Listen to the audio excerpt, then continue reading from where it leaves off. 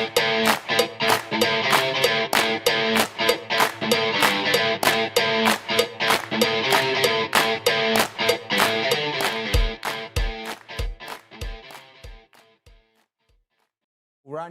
TV friends, welcome to a new interview. I'm Paolo Bozzacchi from Utopia Studios in Rome for a new intervista, interview to a stakeholder. We're glad to have today Mathios Rigas, founder and CEO of Energean. Welcome. Thank you. Thank you for hosting me today. Thank you. In June 2024, Mr. Rigas, Energean announced a deal for restructuring its portfolio. Last week we read on newspaper about the conclusion of this strategic sale assets to Carlyle Fund. What happened to this deal? The unsuccessful conclusion of the Exactly.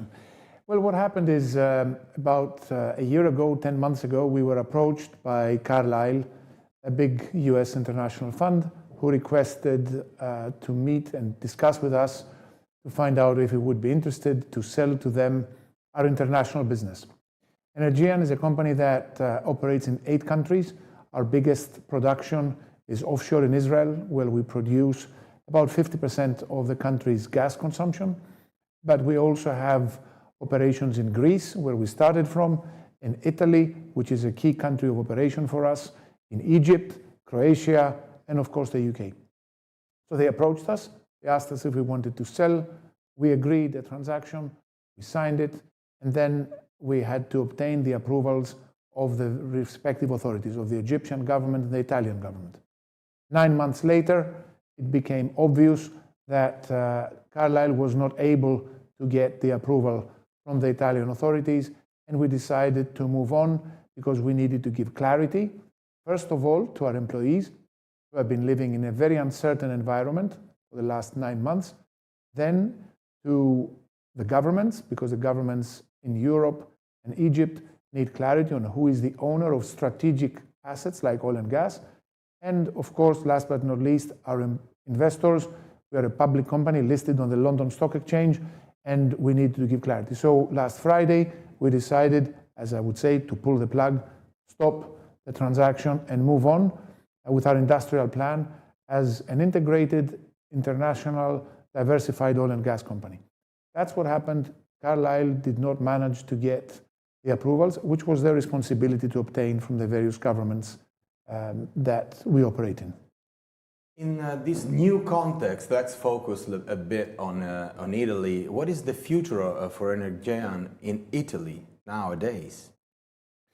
Well, we came here 4 years ago when we bought the exploration and production assets of Edison. And when I came here, everybody was telling me that Italy is a very bureaucratic country and it's extremely difficult, if not impossible, to do anything because of the bureaucracy, the difficulty in approaching oil and gas in the country.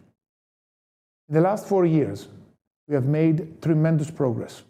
We have taken over 100% ownership of both Vega and Rospo, 2 very key producing assets offshore Italy.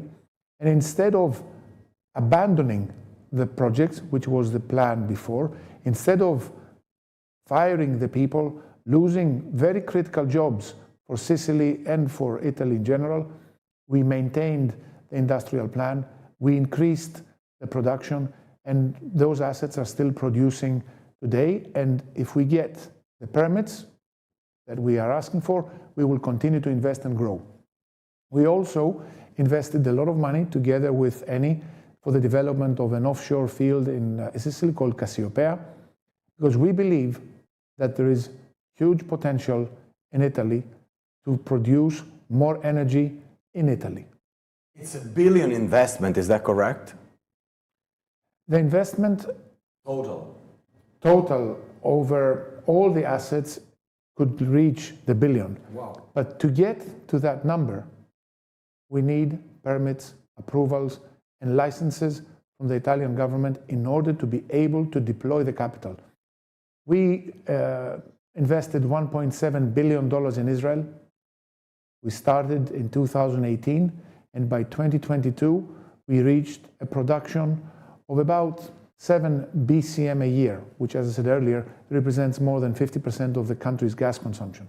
So when the countries have a very serious policy that promotes and supports investors, investors follow and they invest and they improve the energy security, the affordability, and of course always in a sustainable and responsible manner, production of energy resources inside the country. What we have seen in the last years, I think, has repositioned everybody's mind.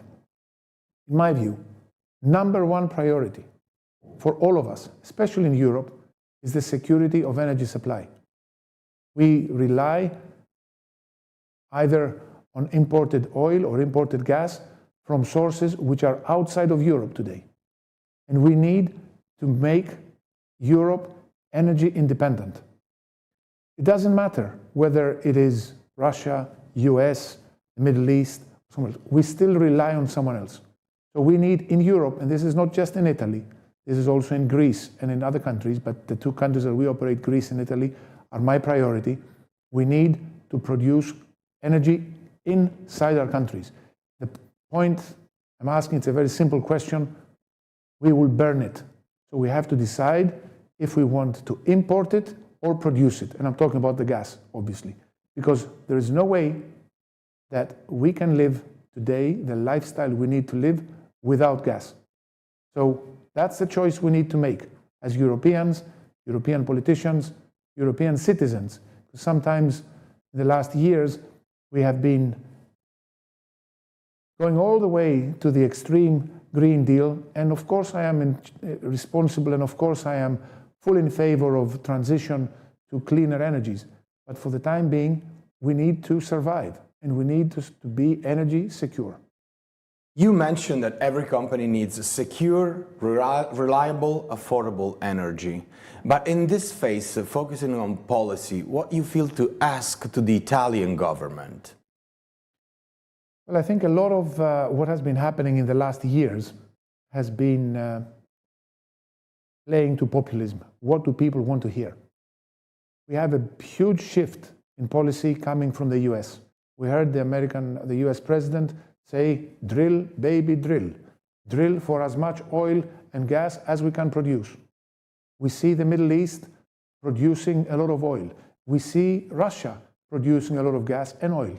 And we are sitting in Europe debating where we will import the resources from. So what I'm asking for is very simple and very clear. We want a clear policy on the future of hydrocarbons in Italy, meaning, will we be allowed to invest in our existing fields to increase production and maintain the jobs?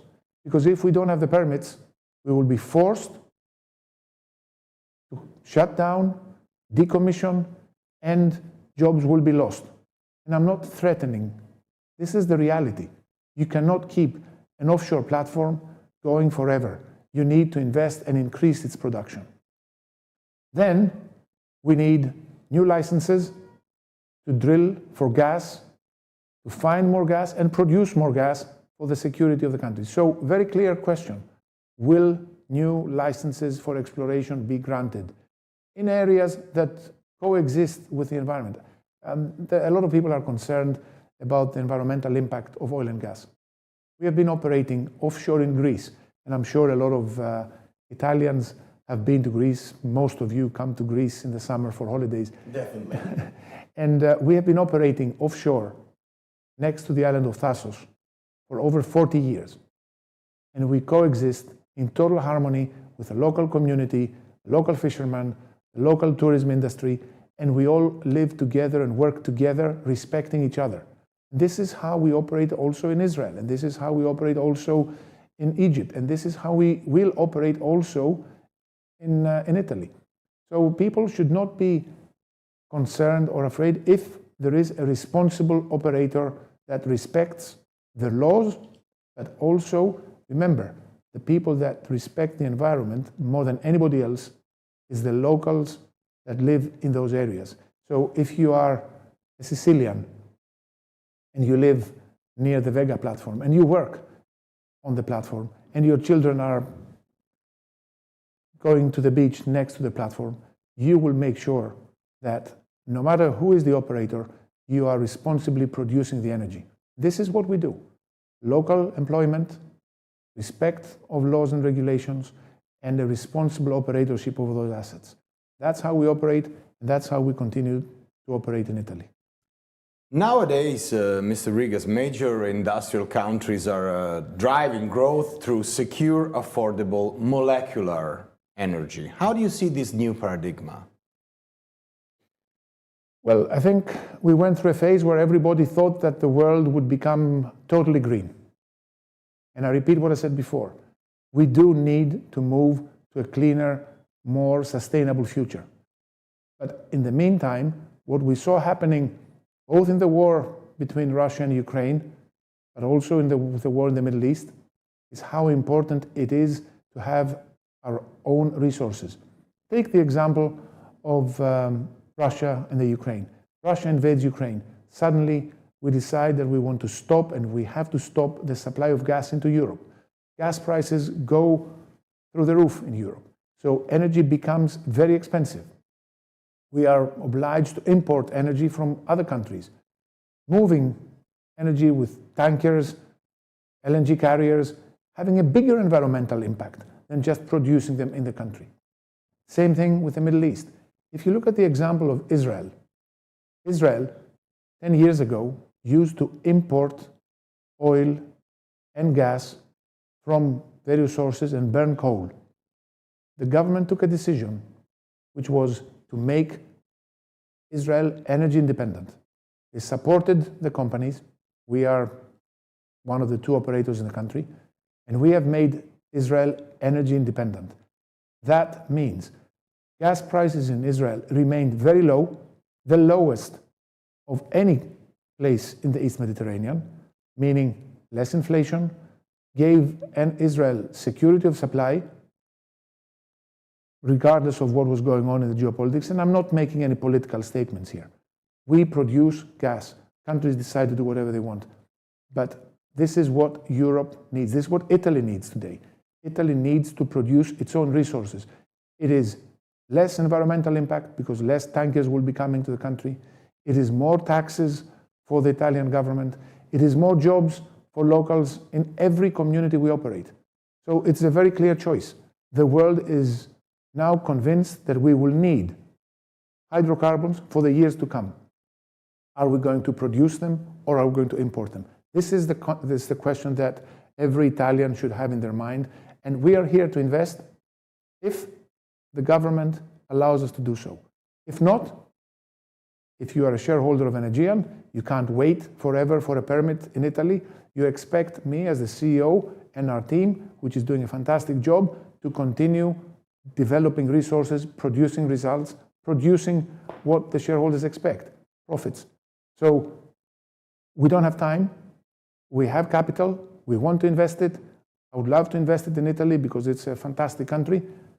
But if the permits are not coming quickly, it will be invested somewhere else. It's kind of an emergency, as you mentioned and described and well described. Italy and the EU has always been, you mentioned, at the mercy of dominant energy export markets. Do you see a change in the international energy dynamics in this phase? Absolutely. The world has completely changed compared to a few years ago. And the two wars that we're going through, or we were going through, and hopefully they will be over soon, and the change in policy in the US has completely changed the energy dynamics around the planet. And we do see signs that governments will start to be more open to producing the hydrocarbons or the resources of the country. I see that in Greece. We have a block in the west side of Greece where we have shot the seismic. In simple words, we have done the first geological work, and now we're ready to drill a well. We need to see the same signs from Italy. And this is not the time to be debating whether we will need oil and gas or not, because this answer has been given. This is the time to decide how much we need to produce from each and every country in Europe. Let's focus on the commodities prices, the evolving commodities prices. How do you see the future of the energy market in this sense? Where is it going? Well, first of all, I never predict prices because every time I've done it, it was wrong. And I think that, in Greece, we used to have the oracle in the old days in Delphi that could predict the future. I cannot. But what I can predict with certainty is that if energy is not produced from countries which are responsible and are democratic and have the ability to maintain the energy security we need, we will be at the mercy of every geopolitical event, which means that prices will move depending on, of course, the weather, and we've seen a cold weather this winter, but we will also move from the supply of gas from countries which are not always thinking the way we think as democracies in Europe. So I think the prediction about commodity prices, as far as oil is concerned, have a fact that some people forget, and it was discussed last week in a very big conference in Houston. Every oil field around the world is declining every year. Pressure drops, so the production drops. So global oil production from every oil field drops by 6% roughly every year. The world today is consuming about 103, 104 million barrels of oil every day. I remember the predictions a few years ago about peak oil that is going to happen and that the oil will not be required. What we're seeing today is a continuous increase in consumption of both oil and gas, made even worse by what is happening in the AI revolution.